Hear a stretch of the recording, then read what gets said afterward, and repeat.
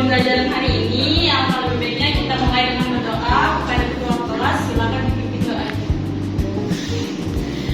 Baik, sebelum mulai pembelajaran, berdoa dimulai. Berdoa selesai.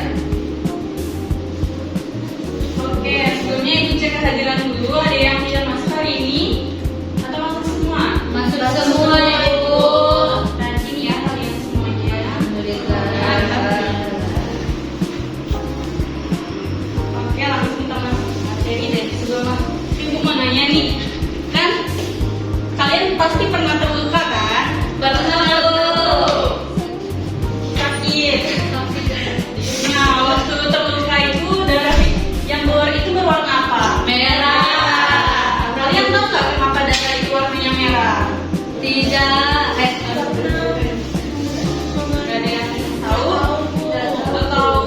Kalau terus setelah kita terluka itu kan darah itu bisa berhenti kan? Iya. Secara sendiri. Nah, hari ini kita akan bahas kenapa darah itu berwarna merah dan kenapa darah bisa berhenti dengan sendirinya. Nah, sebelumnya apa sih itu darah? Darah adalah bagian cair yang ada di seluruh tubuh manusia yang berfungsi untuk mengangkut oksigen, nutrisi, hormon, serta sisa metabolisme untuk diedarkan ke seluruh tubuh. Nah, jumlah darah pada tubuh manusia itu 4,5 sampai 5,5 liter ataupun berjumlahnya itu 8% dari total berat badan kita manusia sebagai individu. Terus, darah pada manusia ini tersusun atas 55% plasma darah dan 45% sel-sel darah. Adapun fungsi dari plasma darah tadi itu banyak ya, penting semua. Yang pertama itu mengangkut sel-sel darah dan zat-zat penting lainnya dalam tubuh, lalu mengangkut nutrisi dan hormon ke seluruh bagian tubuh, mempertahankan keseimbangan cairan tubuh, dan membantu membuang limbah seluruh dari tubuh seperti O2. Selain itu, plasma darah ini juga menjaga tekanan darah agar tetap stabil dan mengandung protein penting seperti albumin, globulin, dan fibrinogen.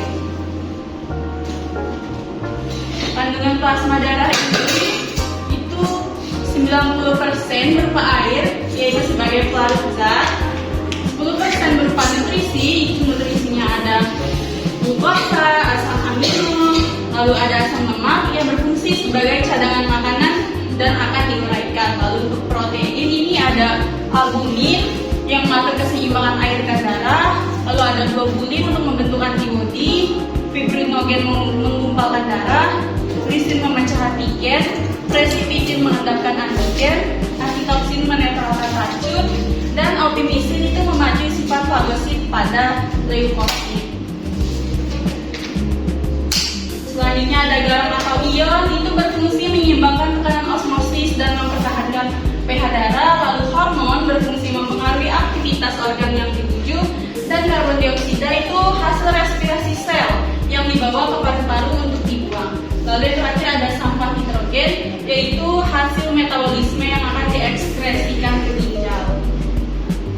Nah, kita masuk ke macam-macam sel-sel darah tadi. Sel-sel darah itu ada 3. Yang pertama itu eritrosit atau sel darah merah yang berfungsi membawa O2 dan CO2 ke seluruh tubuh. Lalu yang kedua ada leukosit atau sel darah putih yang berfungsi melawan infeksi dan penyakit. Yang ketiga ada trombosit atau keping darah yang berperan dalam proses pembekuan darah. Nah, masuk sel darah merah atau eritrosit ini jumlahnya paling banyak di dalam darah kita. Jadi 99% dari darah kita itu adalah sel darah merah. Sel darah merah ini bentuknya bikonkaf karena tidak memiliki nukleus. Bisa dilihat anak-anak ini adalah bentuk dari sel darah merah.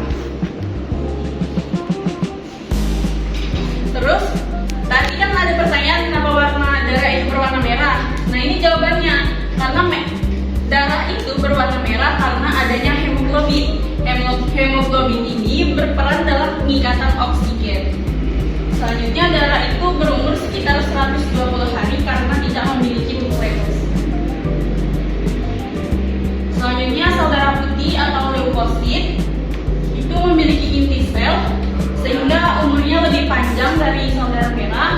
Terus leukosit ini dapat bergerak amboid, yaitu gerakannya menyerupai amuba, jadi dia fleksibel gitu.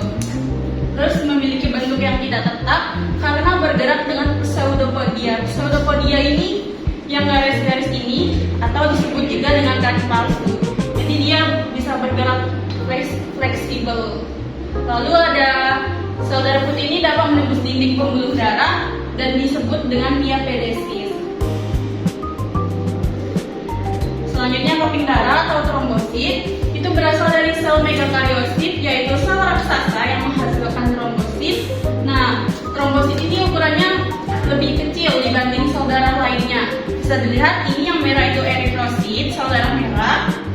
Lalu leukosit yang putih ini berwarna putih ini sel darah putih. Lalu yang ini trombosit, dia lebih kecil daripada eritrosit dan leukosit.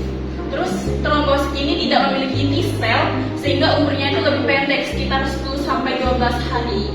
Lalu trombosit ini bentuknya tidak beraturan dan tidak berwarna atau bening saja. Bisa dilihat perbedaan eritrosit, leukosit sama trombosit, dia warnanya bening. Terus bentuknya itu tidak beraturan. Nah, tadi kan kita ada bahas gimana darah itu bisa berhenti sendiri.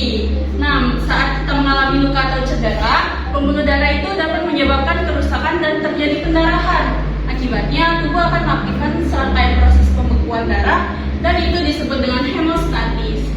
Nah, pada proses ini trombosit itu akan pecah lalu mengeluarkan trombokinase, di mana trombokinase ini menghasilkan prototombin.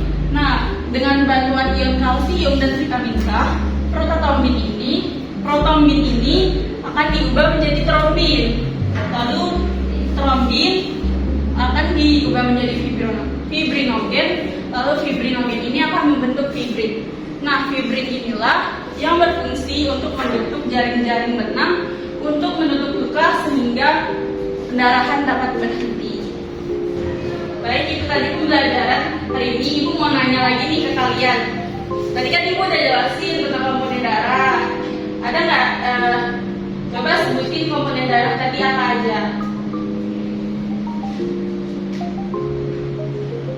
Coba Dimas sebutin komponen darah tadi apa saja. Bu, yang pertama itu ada eritrosit yang berfungsi membawa oksigen dan karbon dioksida ke seluruh tubuh. Kemudian leukosit itu berfungsi melawan infeksi dan penyakit. Terus yang ketiga itu trombosit berperan dalam proses pembekuan darah. Betul, jawaban 5. Tangan dulu 5. Oke, tadi kan Ibu udah jelasin nih mengenai komponen darah. Selanjutnya Ibu mengasih soal latihan untuk kalian kerjakan. Nanti jika sudah dikerjakan, silakan ditundukkan.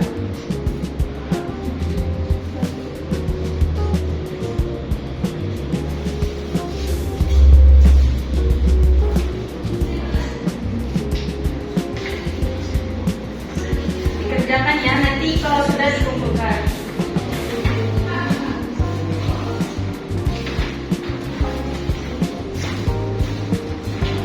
Kalau misalkan tidak ada yang dimengerti, boleh ditanya ya anak-anak.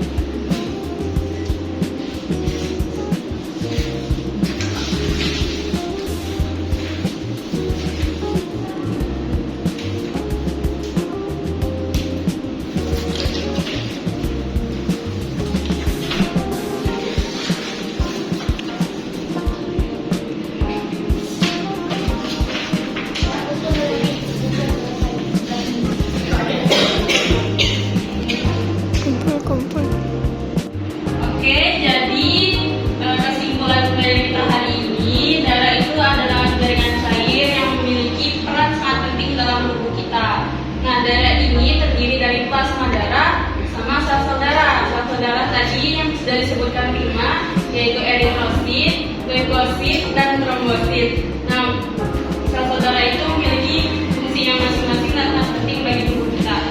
Baiklah, demikian pembelajaran kita hari ini. Untuk pembelajaran minggu depan ini kita akan membahas tentang golongan darah. Kalau mempelajari anak-anak. Baik. Sebelum menutup pembelajaran, silakan ketua kelas untuk memimpin doanya terlebih dahulu. Berdoa dimulai.